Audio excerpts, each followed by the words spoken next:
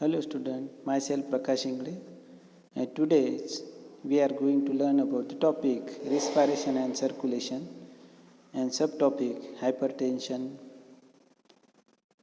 coronary artery diseases and angina pectoris. In previous lecture we learned already pulse and blood pressure. Here hypertension, the normal healthy persons the blood pressure is 120/80 mmHg, and hypertension's persistence raised blood pressure higher than the normal is called a hypertension, that is 140/90 mm.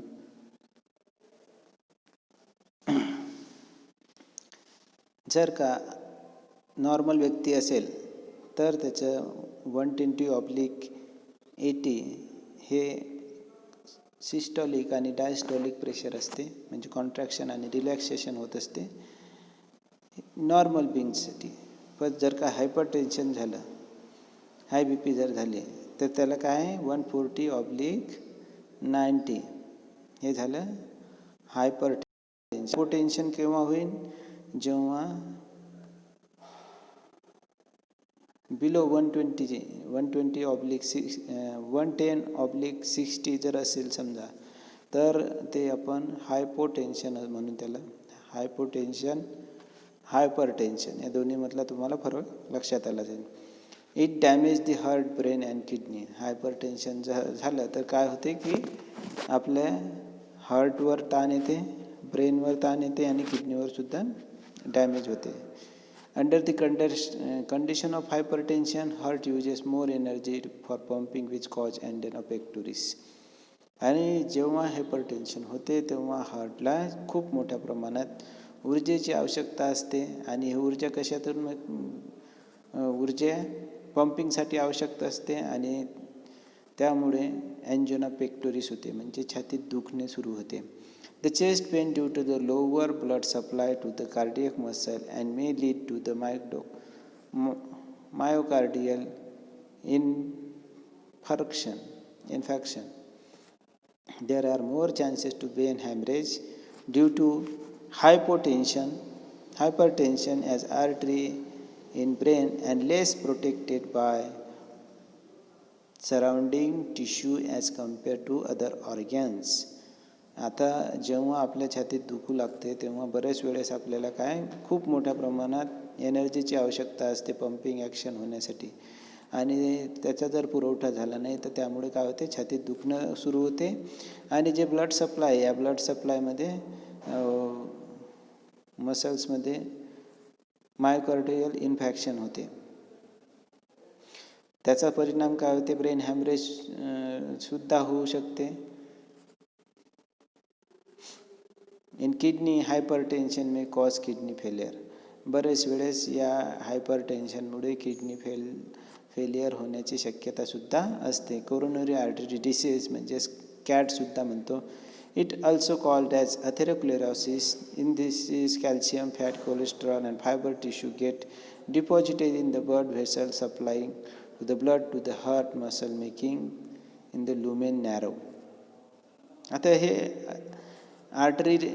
Coronary artery diseases काय की त्याला आपण atherosclerosis म्हणतो. Deposition of fatty acid, calcium, cholesterol, fibre tissue हे deposit होतात कुठं, blood व्हेसल्समध्ये, आणि त्याचा परिणाम काय होते, हार्ट मसल होऊन लुमेन त्याचा नॅरो होते. म्हणजे जर काय यावरून आपण एखादं उदाहरण पाहू की एखाद्या ठिकाणी बर्फाच्छादित प्रदेशामध्ये जर का एखाद्या पाईपलाईन असली, आणि पाईपलाईनमुळे काय होते त्या म्हणजे बर्फ असल्यामुळे तिथं पूर्ण बर्फ जमा होते. जमा झाल्यानंतर तो पाईपमध्ये काय होते, पूर्ण असे जे पाईप आहेत चोकअप होतात. तसे आपले ज्या फॅटमुळे, कॅल्शियममुळे किंवा कोलेस्टेरॉलमुळे किंवा फायबरमुळे काय होते की आपले जे ब्लड व्हेसल्स आहेत, रक्तवाहिन्या जे आहेत, त्यामध्ये फॅट जमा होऊन त्या ठिकाणी जे लुमेन आहे, म्हणजे सर्वात आतमधला जो भाग आहे लुमेन, तो नॅरो होत जाते. Angina pectoris It is the pain of chest resulting from the reduction of in the blood supply to the cardiac muscle because atherosclerosis or arteriosclerosis. It is characterized by severe pain, heaviness in the chest.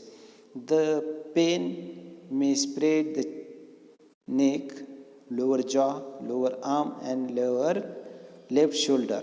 आता जर एखाद्या ठिकाणी muscle choke up झाल्या तर त्या ठिकाणी काय होते, आपल्या छातीत दुखणं सुरू होते आणि त्यालाच आपण अँजिना पेक्टोरिस असे म्हणते. तीव्र असं दुखणं सुरू होऊन जाते आणि त्याचाच परिणाम मग काय होते, आपल्या नाकावर होते, आपल्या जबड्यावर होते, त्याच्यानंतर आपल्या हातावर होते, आपल्या शोल्डरवर होते. The pain usually results from exertions when there is more demand of oxygen of heart but supply does not meet the requirement. आता हे कशामुळे होऊ शकते, एक्झर्शन, खूप सारं एक्झर्शन केलं तर त्यावेळेस आपल्या छातीत दुखायला सुरुवात होऊ शकते. आपल्या जे नेक आहे म्हणजे मानेवर, त्याच्यानंतर जबड्यावर, त्यानंतर आपल्या शोल्डर आणि हातावर खूप सारे एक्झर्शन झाल्यानंतर लोड येते. आणि हे कशामुळे होते तर आपल्याला जेव्हा एक्झर्शन होते तेव्हा बरेच मोठ्या प्रमाणात ऑक्सिजनची मात्रा हार्टपर्यंत पोहोचू शकत नाही, पण डिमांड जास्त असल्यामुळे ते पूर्ण होताना दिसत नाही, म्हणून हे एंजिना पेक्टोरिस होऊ शकते. एंजिओग्राफी जर पाहिलं असेल तर काही ब्लॉकेज वगैरे झाले असतील तर आपण एंजिओग्राफी करतो आणि बायपास सर्जरी सुद्धा त्यामध्ये केले जाते.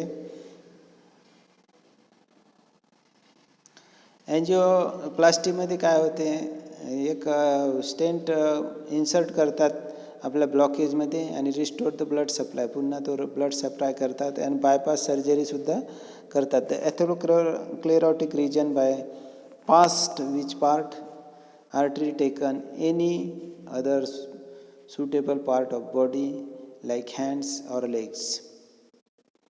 हार्ट ट्रान्सप्लांट, आता बरेच वेळेस एखाद्या सिव्हिअरली डॅमेज झालं जर हार्ट, तर त्याबदली एखाद्या ब्रेन डेड झालेला असेल एखाद्या व्यक्तीचा, त्या डोनरमधून हार्ट ट्रान्सप्लांट केलं जाते.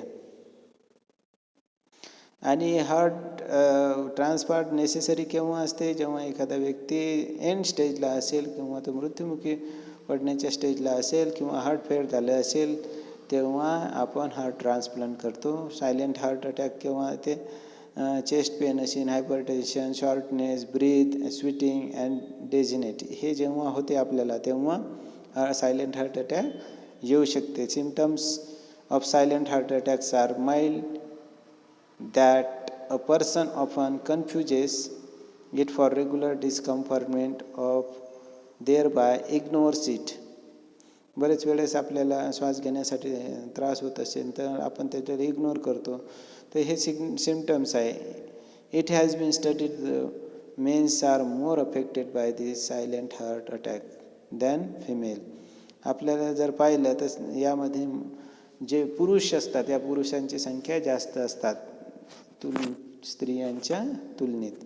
आजच्या तासिकेसाठी एवढंच. पुढच्या तासिकेला आपण ECG मशीनबद्दल पाहू. थँक्यू.